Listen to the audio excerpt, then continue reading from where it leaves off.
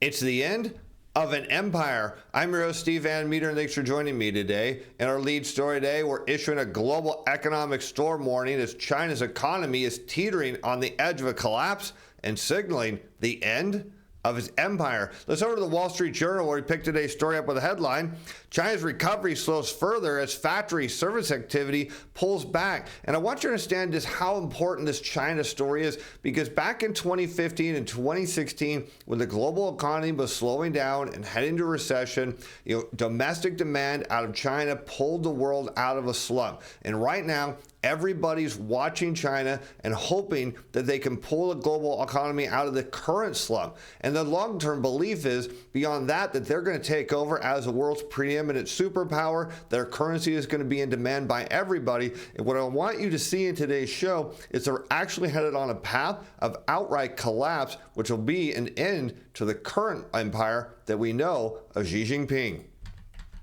An official gauge of the country's manufacturing activity slipped unexpectedly to 48.8 in May, falling deeper into contractionary territory, even as the broader economy has been unshackled from 3 years of strict COVID-0 restrictions. So this is important because a lot of people said that, hey, once China kind of ends the lockdown, and you have to run a comparison between China and the U.S. When we ended our lockdown, well, things surged. The economic activity jumped, and all of a sudden, we see a complete rebound, whereas in China, we're not seeing that at all. In fact, the rebound everyone expected is almost turning into a contraction. At least we're seeing it, at least initially, in the manufacturing data, but it didn't work out at all, and there's a good reason for it.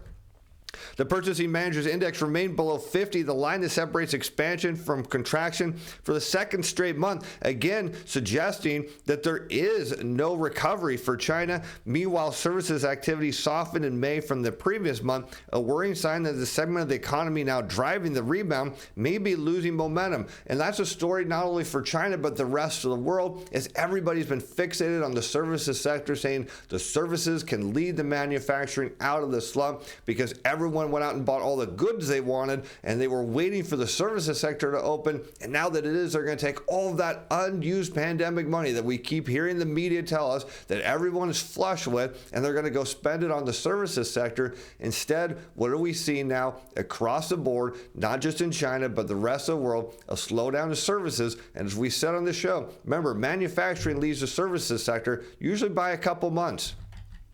Slowing momentum in China adds to pressure on global economic growth this year, which is also being weighed down by persistent inflation and high interest rates in the developed world, as well as knock-on effects from the war in Ukraine. Well, more likely it's the lack of demand from the rest of the world. You think about China, the world's largest exporter. So yes, does inflation weigh on consumers? Yes, when their wages don't keep up with inflation, their spending naturally is going to go down. And now you're seeing that it directly impact China's manufacturing base, which is just keyed on the rest of the world for growth.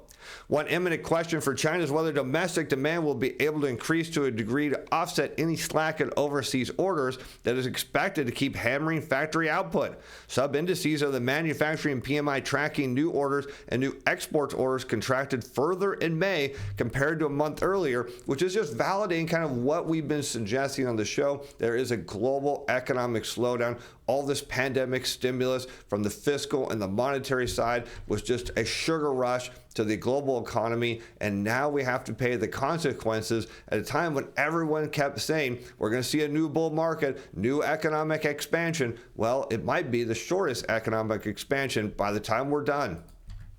The stall in China growth will keep global disinflationary trend intact, as China's halting recovery will keep the slowing inflation trend gathering pace around the world, at least intact for now, allowing central bankers to take their foot off tightening pedal, although of course we know the central bank in Canada raised rates, so that was at least some indicator that central banks aren't done. We saw kind of a negative reaction in the bond market, but reality here is that what China does is they export deflation. And this is important to understand because when their manufacturing sector slows down, you all of a sudden will see price growth slow, even contract, and that will affect the rest of the world, as you're about to see on these charts.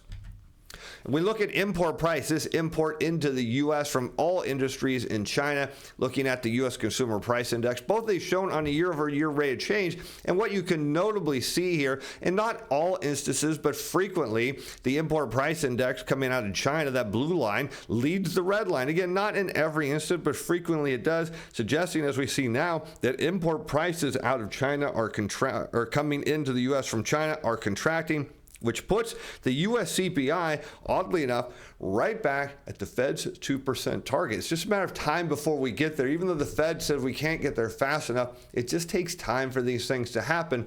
But all the indicators are suggesting that the Fed will hit its target. When we look at all commodities, now this is not including China, it includes, or not just including China, it includes everybody, all import prices coming into the U.S. from a commodity basis. Look at this compared to the consumer price index, still that is in red, commodity imports in blue, and you can see the very strong relationship between those import prices and U.S. consumer prices. Of course, it makes sense because the U.S. is the largest importer of goods, so that means our prices are based on where they're coming out from the export side. Again, what does this tell us? At this level, the Fed's going to have no problem hitting its 2% target. In fact, the Fed's problem may be we get below its 2% target. As China's state banks cut deposit rates to bolster economy, so of course you start to see a slowdown in the Chinese economy. What is a natural thing that you would turn around and expect? Well, back in 2015 and 2016, China, what did they do? They came in, they stimulated domestic demand, and that kind of pulled the world out of this slowdown. And so everybody's going to kind of start turning and looking to them. And of course, one place is, of course, you cut the deposit rate to bolster your economy. But one thing you shouldn't need to cut deposit rates to bolster, well, that's your trading account. And as we've been sharing with you, our CTA-Timer Pro report, we've been looking at this tech rally. Tech stocks are up today. I know many of you said, hey, I missed out on it, but you didn't have to, because our report told you to buy down here, and not many reports tell you to buy at that point. And if you missed it, it said buy this pullback, and look, it keeps going higher. Many of you said, when we want to know when it says a pullback. We don't believe it can be this good. Well, look, back in January 9th, we told you the machines were deeply short. They started a short cover because our model runs a historical overlay on it. It nailed it perfectly. Again, you see it on March 15th. It started on that pullback. It started saying the machines are buying. Again, this product is amazing. Many of you have sent me emails saying it's so easy to use, changed how you trade. It's $30 a month. Link in the description below. Because now let's get back to what's going on in China. As speculation is growing, the Beijing may have to deliver more stimulus. What a surprise to boost their growth. Some economists expect the central bank to cut the reserve requirement ratio for banks in coming months. The deposit rate cuts would lower cost to banks, enable them to reduce lending rates over time. That in turn would make it more attractive for consumers and businesses to borrow, as lower deposit rates would make it less attractive for consumers to park their cash at banks, or at least that's what central bankers always believe. That's the story that works, because if you start to think about it, if the global economy is slowing, there's not much incentive, even at lower interest rates, for people to borrow and consume. If you're worried about where your job's going to be next week or even next month, if you're worried about not getting that overtime, or maybe you're not getting the hours that you'd want to work, you suddenly aren't concerned about lower interest rates. But here again, we see the stimulus potential coming out of China. What we'll look at some point in today's show is a reaction, what we think the consumers there in China will do. And my guess is they're just going to ignore this. As China's exports plunged by 7.5% in May, far more than expected. Exports fell 7.5% year on year to 283.5 billion. This decline was so sharp that export volumes came in below their levels at the start of the year after accounting for seasonality and changes in export prices. This points to subdued global demand for Chinese goods. And so you start to think about, how does the Chinese empire kind of come to end? How does perhaps the reign of Xi Jinping get ended here? It's simple. You have your economy collapse, people overthrow the government, instill new leadership because people get tired of the same old thing. And you start to see from China's perspective is they're so heavily keyed on exports, and the rest of the world is, if one country was slowing down and the rest of the world was doing fine, China would be okay. But what we have, and this is problems that started with the pandemic. We shut down the global economy at the same time, and we started reopening. Countries came open one after another. The race started at the same time. So now what the problem is, we have a globally synchronized expansion, which, as you can probably guess, will turn into a globally synchronized contraction for a country like China that is so heavily dependent on exports to all parts of the world. It certainly means their empire may not survive.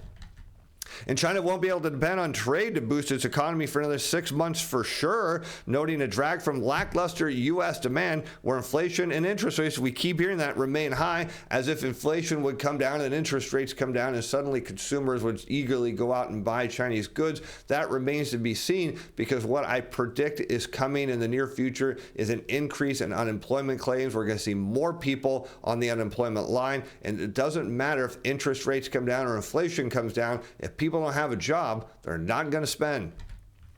And customs data released on Wednesday showed the dollar value of China exports to the U.S. slumped 15.1% in May from a year earlier, while exports to the European Union declined 4.9%, and China exports to Asian countries rose 8.1% in dollar terms from May a year earlier. But broadly speaking, to the countries it really matters the most about, what did we see? Demand falls. Now, I want you to see this next article, because this is going to put a little spin on their currency, but what I want you to understand as we look at this is when a currency falls in value, there can be a number of reasons. But if demand for the currency is falling, well, it's happening at the same time the global economy is shrinking, demand is falling. It just tells us the reason no one wants the currency is mainly because economic growth is stalling out and starting to contract. And Zero Hedge notes that yuan tumbles to 2023 low after Chinese exports collapse amid speculation. Unrigged numbers are much worse.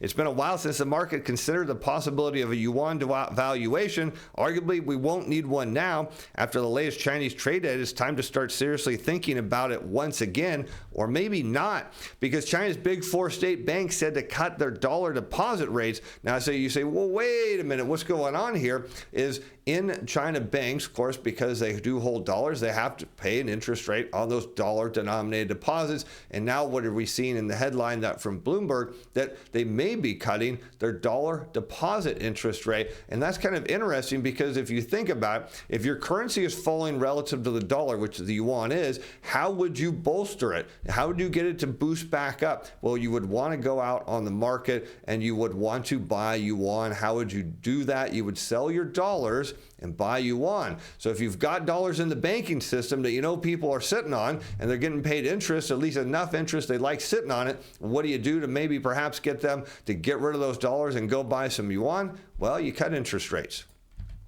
As China's four big state lenders have effectively cut dollar deposit rates, according to people on the inside, as when a time when strong demand for U.S. currency in the banking system helped push the yuan to a 6-month low. So what's important here isn't that they're trying to bolster the yuan. What's important to understand is the weakening yuan has not boosted exports. That's the key part I want you to understand here, is because a weaker currency, which usually works to get exports go higher, is not working because the global economy is in such bad shape and starting to get worse. So you kind of starting to see how China's empire here is coming to an end. Do you believe that? Do you think that perhaps we'll see the end of the reign of Xi Jinping? Do you think he'll pull something out of his hat and stay in power? Do you think the country will be the same in a matter of years after this next recession? Weigh in the comments below. I'd love to hear from you. As the yuan dropped 3% against the dollar this year, as rates differentiated widened when the Federal Reserve tightened and China kept policy accommodative. The deposit cut rate, while limited in scope, indicates Chinese policymakers are seeking to manage the scale of its currency decline. Now, obviously thinking that perhaps it has fallen too much. The question is, it probably doesn't matter, because it's going to fall more, because demand for not only yuan, perhaps even dollars and euros and yen and everything else is going to fall, because the global economy is getting worse. And some validation from that comes out of Germany, as we see Germany's exports suffer as demand from China slows. That spurs major industrial economies like Germany, for whom China is the fourth largest export market, accounting for nearly 7% of all German exports. The value of German goods transported to China fell by 4% from January to April compared with the same period last year. The drop in Chinese demand coincides with an overall slump in German factory orders, which unexpectedly fell 0.4 in April from the previous month. Again, all we're seeing in Germany is what we already know, is we're in a global manufacturing recession. Now, some of this is being spun as that China is trying to push for more domestic consumption and more domestic production, thus turning away from companies like Germany, but it doesn't matter. If you want the global economy to expand, people need to trade with each other. If you want it to contract, you go to isolationist policies, or even worse, you're just in a period where the global economy has a synchronized slowdown, and there's virtually nothing you can do to stop it.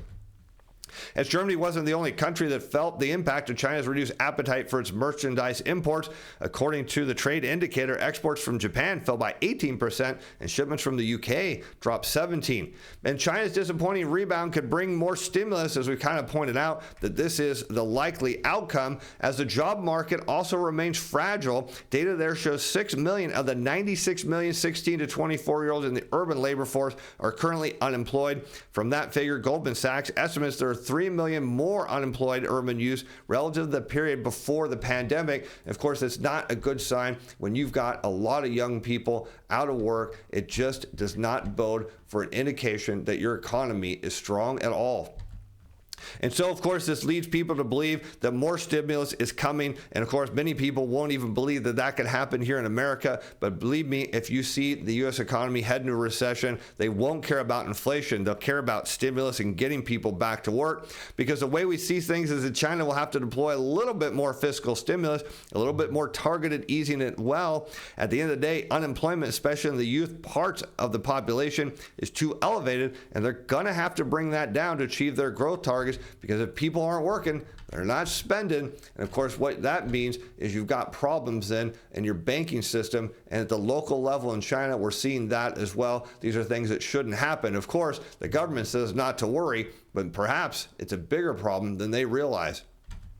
As China's assurances on soaring local debt fail to ease concerns, of course, we have a problem is we've taken on a massive amount of debt to create growth. And of course, as we know, that once you put off that growth does not follow all the debt becomes a drag, not only on a local economy, on a global economy, on a national economy at all levels. And here we're seeing that now in China, as many local authorities are facing severe fiscal stress after revenue from land sales, a major source of government income, plummeted amid a downturn in the property market. Some regions have been forced to publicly ask the central government for more help. So the answer we started with earlier is, will there be domestic consumption to drive the Chinese economy? The answer turns out to be no. And the reason is because people there, consumers in China, are looking around the rest of the world. They're the ones that own the factories, are running the factories, work in the factories. They're seeing demand come down. So why would they go out and spend money and buy property and do anything to drive consumption when what they're seeing is the front line of a massive global recession? And with that, I'm Steve Van Meter. Thanks for watching. Thanks for being fans. Bye now.